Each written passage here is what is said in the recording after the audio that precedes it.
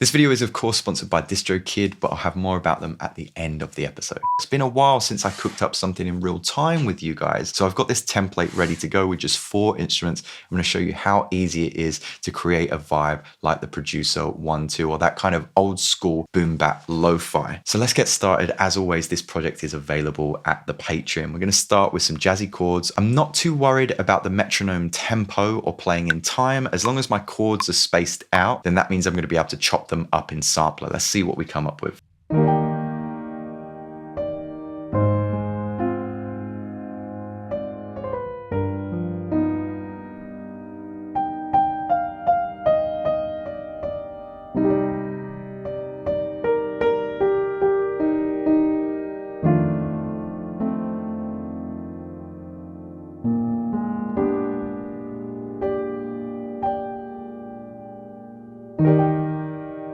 I think that'll be enough of a sample that we can use. Let's throw that into a simpler device. So we right click this piano and we choose to freeze and flatten that track. And that means that it's going to consolidate it down into basically an MP3. So if we hit Shift Command T, we'll get a new MIDI track and we can drag that frozen file into a simpler instrument. And if we hit slice, it'll chop it automatically. I like to have a little bit more control over my chops. So I'll delete some of these markers and draw it out by hand. Now that you have your chops in a simpler instrument, I'm just going to come down to my drum track where I have a kick, snare, and a hat. And I'm going to record a loose hip hop groove to around an 80 BPM tempo. This loop, however, I am conscious of the metronome speed.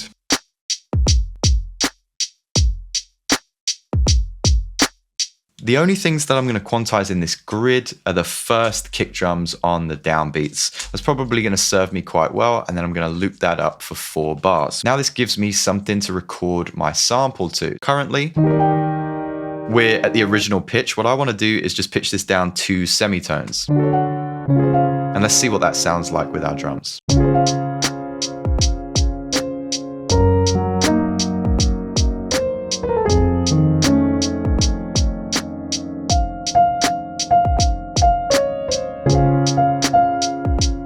Once again, the only things that I'm going to quantize are the downbeat on the 1 and the downbeat on the 5th bar. That's looking good. I'm going to loop up my drums. So now I've got an 8-bar loop and we're just going to draw the bass in. The bass, you have to bear in mind that you've transposed the piano. So we're going to play 2 steps down. I'm going to use the Sine Like Bass preset, which is great for this kind of genre. I'm going to play it in a higher octave and a louder volume, just so it's easier to hear in the mix, and then we can edit it after.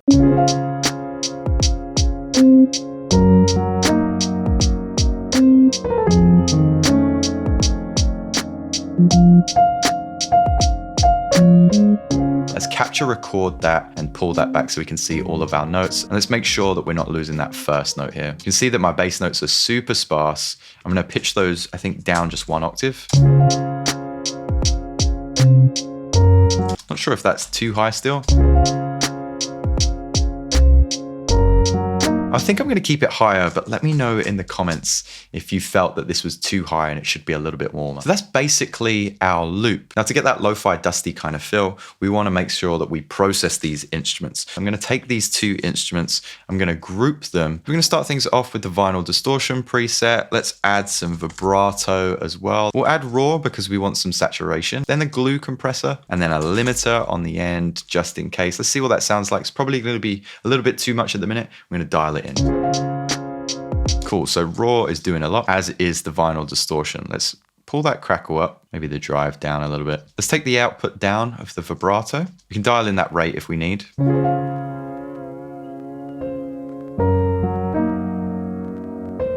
I think I'll keep it there. We'll add an EQ as well because I think it's a little bit bass heavy here.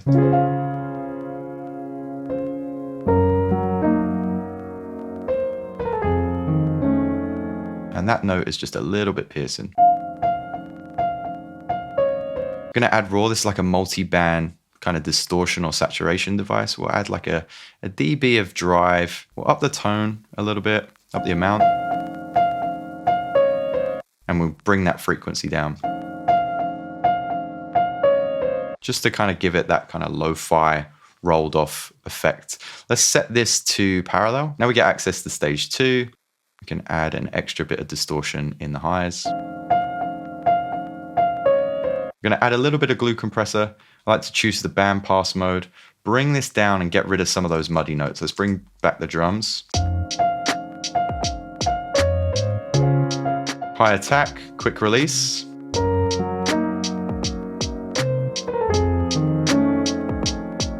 We're going to add a little bit of EQ to the drums.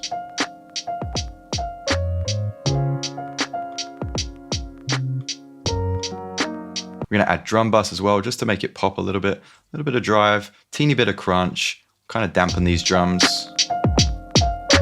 We'll take those transients down just to remove a little bit of room sound from the various samples we've used. Ace, and this is pretty much done. The only thing that 1-2 does is create just teeny little variations. So maybe the intro of this track, if we put this in another group, what we can do is create like a telephone EQ. So we're going to draw this up. We're going to get rid of all of the low end, all of the bass, some of the highs. So things start off like this perhaps. Okay, so we're kind of teasing the music, what you're about to hear. A little introduction to the sample here. Going to bypass it at the drop. Great. And that bass is sounding a bit high. Now I'm listening to it in context, so I'm going to drop that bass down. And then from here out, it would be a little bit warmer. I want to maybe create some changes. So at the next loop point, I'm going to take the drums out until about here. Maybe we can add a little chime at the next part. So let's go to Splice. Let's grab a chime sample and put that down here. Keep it really, really low in the mix, just at the bar line, so it kind of surpasses this point. Really, really low. And we can kind of have that on the outro as well. Finally, to bring this into a more realistic human space with lots of accidental sounds, we can add these dusty drum samples that I have here. I've warped them to the tempo and turn them way down. I'm going to loop those up throughout the mix, add some EQ, a little bit of delay as well. And underneath that, I have some cymbal noise. And then I'll kind of increase the tempo so the sample slows down, and we'll get something that feels accidental, but it catches up with the time on the bar line.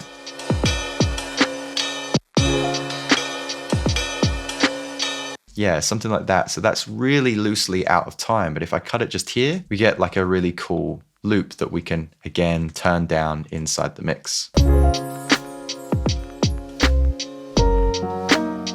Great.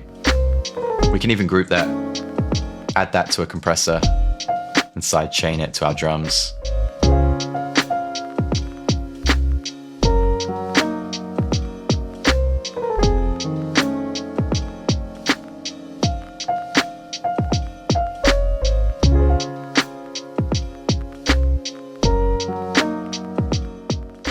There we go, and that's our 1-2 style track. If you enjoyed this video of me creating a tutorial in real time, let me know in the comments below.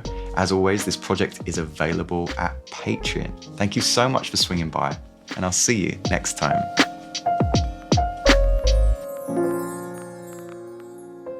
Oh, and how could I forget, if you're looking to release music like this, or really anything you want, then make sure you do so with our sponsor, DistroKid. DistroKid make it so easy for me to get my music on hundreds of streaming platforms. I've got a track coming out at the beginning of May with fellow lo-fi producer Kaio, and we took care of everything inside DistroKid and used splits to make sure that we divided the revenue evenly. It couldn't be easier. You just input your collaborator's email, however many there are, and then when the track comes out, that will be distributed evenly. If you want to get 7% off your first year, then use the link in the description below. It's also a great way to support the show.